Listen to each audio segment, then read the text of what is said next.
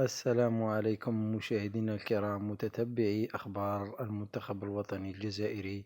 وحسب ما تداولته الصحف العالمية والوطنية والعربية أنه لاعب كاميروني سابق صرح ومن خلال فيديو رسمي عبر مواقع التواصل الاجتماعي أن منتخبه خطط رفقة رئيس الفريق إلى النتيجة التي كانت عليها مباراة الجزائر الكاميرون في مارس السابق.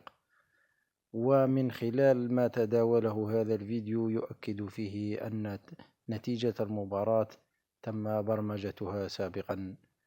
وحسب ما تداولته أيضا الصحف أن المنتخب الوطني الجزائري سوف يتأهل على حساب نظيره الكاميروني، نظرا لما تداولته الصحف عن ما تلقاه الحكم بكاري قسمة من إتاوات قبل المباراة، وأن المنتخب الجزائري بإذن الله تعالى سوف يكون في مدينة قطر يوم 21 نوفمبر الجاري.